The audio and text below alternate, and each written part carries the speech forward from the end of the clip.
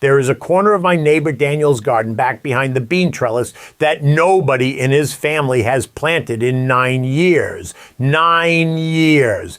They buy no seed packets for it. They start no trays, undergrow lights in March, and a tiller has never once touched that ground. And every single summer, that forgotten corner feeds a family of 8 from June clear into November. Purple kohlrabi the size of softballs stacked in wooden crates under the porch. Greens that come back thicker every year. They get ignored. Onions that walk themselves across the bed and replant on their own. Meanwhile, I used to spend every spring on my knees with a seed catalog and a sore back, replanting a garden that quit on me by August anyway. But the difference between my garden and that corner was never hard work. And it was never luck. It was about 20 specific vegetables, most of which you will not find at a garden center anymore. Stay with me to the end because these plants grow like weeds for one specific reason. It comes down to a single thing Daniel's family does every fall, a thing most of us were taught to never ever do, and once you understand it,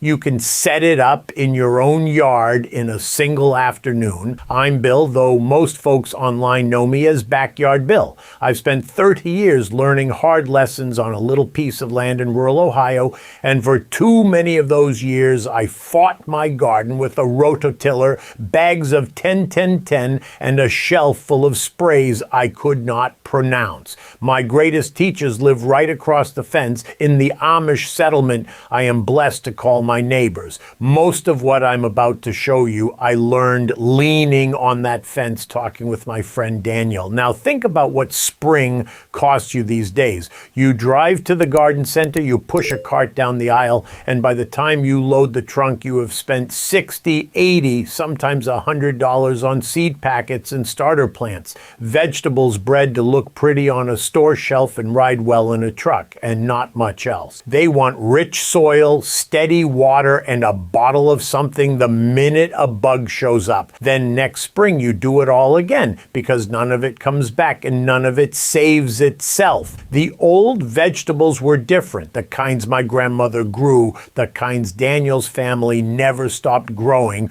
were kept for one quality above everything else, and that quality was toughness. They shrug off poor soil, they shrug off dry spells. Half of them plant themselves for next year without a bit of help from you, and they did not disappear because they failed. They faded because the supermarket age wanted vegetables that could travel for a week and still look nice, and these homely old workhorses never fit that bill. Nobody wrote them down, so a whole generation simply forgot them. Today, I am going to hand you 20 of them, one by one, with what makes each so hard to fail with. And keep Daniel's fall habit in the back of your mind as we go, because it is the engine behind this whole list, and I promise you we are coming back to it before we are done. Now, before we get to number one, I want to mention something, because every vegetable on this list does its best work inside a garden that can defend itself, and I wrote that whole system down in a book called The 30-Day Amish Pest-Proof Garden Protocol. It is the complete old world system I learned from my Amish neighbors for building a garden that protects itself from pests without chemicals, laid out as a 30-day protocol any home gardener can follow. 117 pages covering why modern gardens attract pests and Amish gardens don't. The 5 defense layers, the 7 foundations, and the setup week. Then the full 30 days week by week, from kill nothing, build everything, all the way to the self-defending garden. There are chapters on seed saving, hand tools, and preserving the harvest too, which pair beautifully with today's list. It is $17, marked down from $47. $17 once against a shelf of sprays you buy again every single season. The math speaks for itself. Now go ahead and grab your phone and open up your camera, the same one you use to take pictures. Point it at that square code on your screen and hold it steady for a second. A little link will pop up. Give it a tap and it will take you straight to the book. And if you are watching on your phone right now, the link is waiting for you right down below in the description. Take your time. There is no rush at all. I'll wait right here. All right, grab a pencil if you like keeping lists, and let's start digging. Number 1, purple kohlrabi. That is the strange purple globe you saw a moment ago, the one that looks like a little spaceship sitting on top of the soil. Kohlrabi is in the cabbage family, but it is tougher than cabbage in nearly every way. It grows a swollen stem above the ground, not a root below it, so poor, rocky soil barely slows it down. Daniel's children eat them out in the garden like apples, peeled with a pocket knife, crisp and sweet, like the heart of a cabbage crossed with a mild radish. From seed to harvest takes about 8 weeks. 8 weeks, and it laughs at light frost, which means you can plant in early spring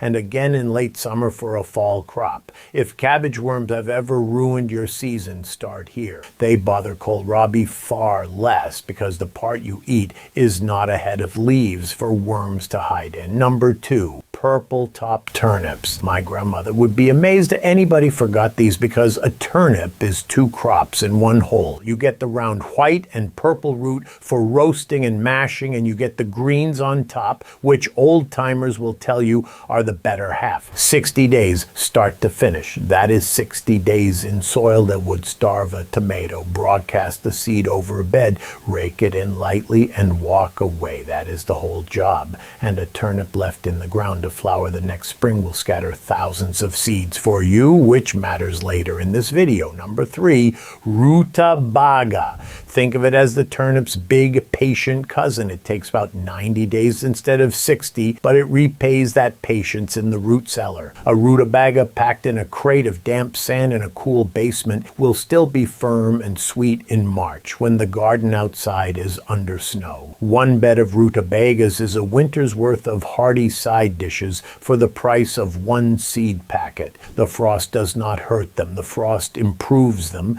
turning their starch to sugar. Number 4, parsnips. Now here is a vegetable that most garden centers have all but given up on, and I think it is because parsnips refuse to be rushed. They sit in the ground all season looking like pale carrots, and they taste like almost nothing until the first hard freeze. Then something wonderful happens, and they turn sweet and nutty like a carrot with brown sugar in its veins. You can leave them right in the garden bed all winter under a blanket of straw and dig them as you need them, even in January. The ground is your refrigerator, and if you leave 1 or 2 to flower the second year, they will seed a whole corner of the garden on their own. Number 5, salsify.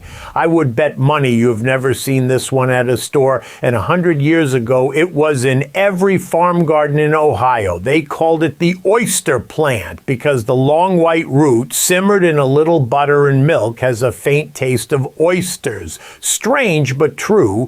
What makes salsify a friend to the lazy gardener is that taproot which drives deep and finds its own water. I have never watered mine once past the seedling stage.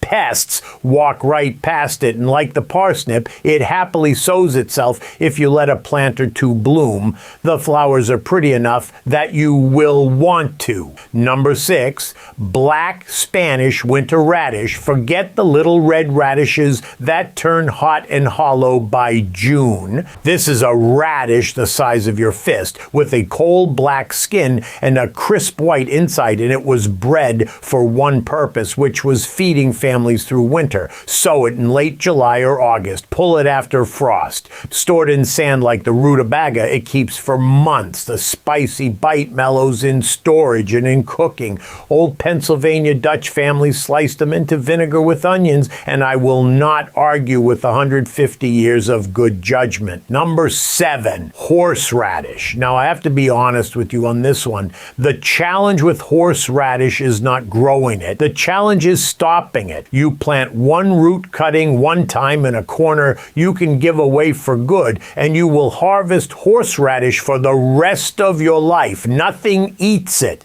Drought does not phase it. Every piece of root you leave behind becomes a new plant. So dig what you need each fall and let the rest carry on. Grate it fresh and you will never buy the jarred kind again. Give it its own bed though, away from everything else. I mean that kindly, but I mean it. Number 8, Jerusalem artichokes, which the seed catalogs now call sunchokes. They are a native sunflower that grows 6, 8, even 10 feet tall, and underground they make knobby tubers that taste like a nutty sweet potato water chestnut sort of thing. Daniel put it better than I ever could. He said, this is the only vegetable you have to try to kill. Plant a handful of tubers once, and every tuber you miss at harvest becomes next year's crop forever. One patch along a fence line can produce 50 pounds of food a year. 50 pounds from ground you never touch. Now notice something about those last few. Horseradish, sunchokes, parsnips, salsify, turnips, every one of them replants itself if you simply get out of the way. Hold that thought, because it is the heart of what Daniel does every fall, and we are getting closer to it. That handles the roots, but it leaves you with the question of greens. And this is where the old gardens really put ours to shame. Number 9, Swiss chard. If spinach has ever bolted on you the first hot week of June, chard is your answer. It is the same family as the beet, grown for its big glossy leaves and bright stems, and it does something spinach never will. It stands through the heat of July, through dry spells, through neglect, and it keeps producing from one spring planting clear until a hard freeze. Cut the outer leaves, leave the center, and it grows right back. 6 plants feed a household all season. 6 plants. That is the whole crop. Number 10, orach. The old folks called it mountain spinach, and it comes in a deep garnet red that looks like something out of a flower catalog. It tastes like spinach, cooks like spinach, and unlike spinach, it thrives in summer heat without turning bitter. But the real reason it belongs on this list is what it does in fall. Orach makes papery seed heads by the thousand, and wherever those seeds land, next year's crop comes up on its own, earlier and stronger than anything you could plant by hand. Plant it once, honestly, and you may never plant it again. Number 11, amaranth. This one is 2 harvests standing in one stalk. The young leaves are a cooking green, tender and mild, and by late summer the plant throws up big rope-like seed heads holding tens of thousands of tiny grains you can cook like porridge or pop like miniature popcorn. It grows shoulder high in poor soil, in full sun, in dry years, and it self-sows with such enthusiasm that Daniel's wife thins it with a hoe in spring the way you would thin weeds, which brings me to a confession. Number 12, lamb's quarters. I need you to sit with this one for a second, because there is a fair chance you've been pulling this vegetable out of your garden and throwing it on the compost pile for 30 years. I know I did. Lamb's quarters is that soft gray-green plant with the dusty-looking leaves that comes up in every disturbed patch of soil in America. It is wild spinach. It is a close cousin of quinoa, and measured cup for cup, it carries more nutrition than the spinach you paid for. More calcium, more vitamin A. The Amish gardens I've walked through do not fight it. They thin it, and they eat the thinnings. The seed is already in your soil right now waiting. This vegetable requires nothing from you but recognition. Number 13, purslane. Same story, different plant. That low, creeping succulent with the little paddle-shaped leaves, the one growing out of the crack in your driveway, is a vegetable that people in the Mediterranean pay good money for. It has a lemony crunch. It is one of the richest plant sources of healthy omega fats you can grow, and it thrives in heat and drought that kill lettuce dead. Pinch the tips, toss them in a salad, and the plant branches and gives you more. You cannot say that about anything in the produce aisle. Number 14, mustard greens. Fast might be the best word here. Sow mustard seed and you are cutting greens in 3 weeks. 3 weeks. The leaves have a warm, peppery bite that sweetens completely when you cook them with a little bacon, the way it has been done in farm kitchens forever. Let a few plants bolt in early summer and they will shower the bed with seed for a free fall crop. And as a bonus, that sharp mustard smell confuses a good number of pests hunting for your cabbages. The old gardeners knew that too and planted mustard as a working guard, not just a crop. Number 15, French sorrel. Here is where we cross into the plant-once vegetables, the perennials, and sorrel is the doorway. It is a leafy green with a bright lemony tang, wonderful in soap and eggs, and it is fully perennial, meaning the same plant returns from its roots every single spring for 10 years or more. In my garden, it is the first green thing I eat every year, up and ready in March, while the rest of the beds are still asleep. One plant, one time, a decade of harvests. Number 16, lovage. Imagine celery that you plant once and harvest for 20 years, that grows 6 feet tall, that shrugs off Ohio winters without protection. That is lovage. The leaves and stems taste like celery turned up a notch, and one single plant supplies more than a family can use. My neighbors dry the leaves for winter soups. Buying celery every week at the store, you might spend $40 or $50 a year. Lovage asks for that money once as one small plant and then never again. Number 17, rhubarb. You likely know this one, but I would wager you have forgotten what it really is, which is a vegetable that outlives its gardener. There are rhubarb crowns in this county older than I am, still producing, passed down by splitting a chunk off the root with the spade and handing it over the fence. That is how I got mine, from Daniel's farm, and it is the most reliable thing in my garden. Full sun, a shovel of compost once a year, and it pays you in pies for generations. Number 18, Egyptian walking onions. If I could only show a doubting friend one plant to prove the old ways work, it would be this one. Instead of flowers, these onions grow a cluster of small bulbs at the top of each stalk. By late summer, the stalk bends over under the weight. The little bulbs touch the soil and they root and grow a foot or so from the mother plant.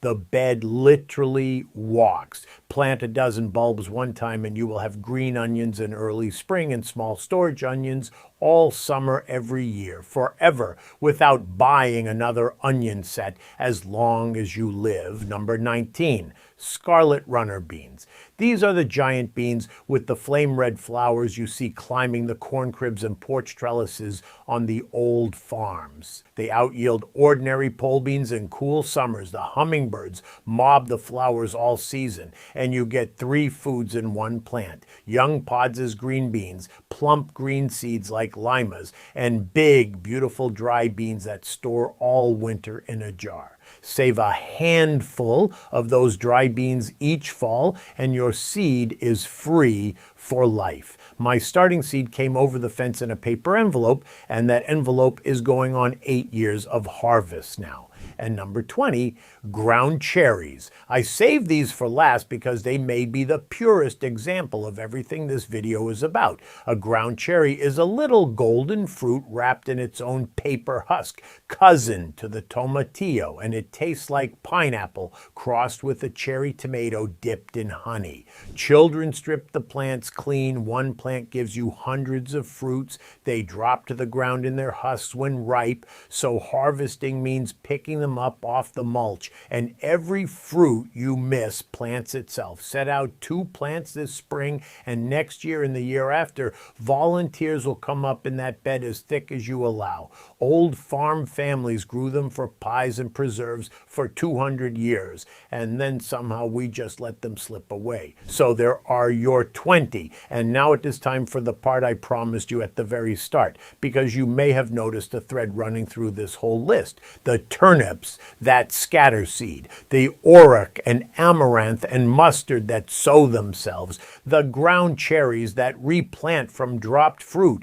the sunchokes and walking onions that spread on their own. None of that can happen in most modern gardens, and the reason is the fall cleanup. We were taught, and I was taught, that a good gardener tears out every spent plant in October, hauls it away, and tills the ground black and bare. It looks tidy. It also destroys everything these vegetables need. Here is what Daniel's family does instead, and it is almost embarrassingly simple. In fall, they choose their strongest, healthiest plants, the best turnip, the best auroch, the best mustard, and instead of pulling them, they let those plants flower and go completely to seed. Then they walk the beds and shake the dry seed heads over the ground, right where they want next year's crop.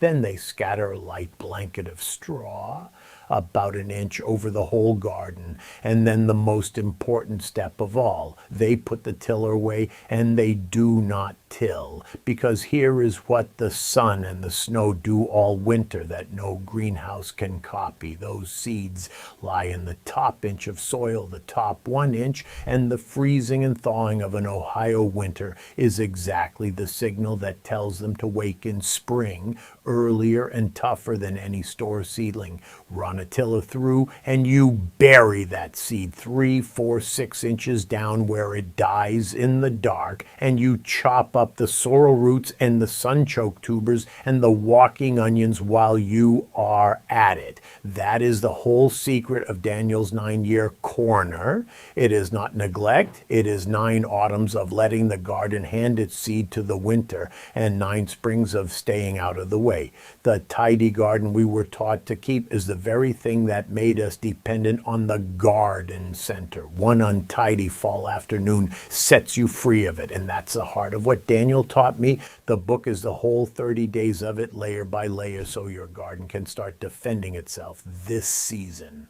The 30-day Amish Pest-Proof Garden Protocol takes what you learned today and builds the rest of the system around it, the pest defenses, the setup week, the seed saving, all of it for $17 instead of $47.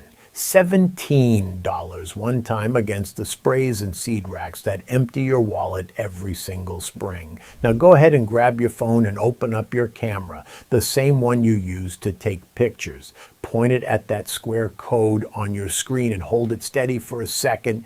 A little link will pop up, give it a tap, and it will take you straight to the book. And if you are watching on your phone right now, the link is waiting for you right down below in the description.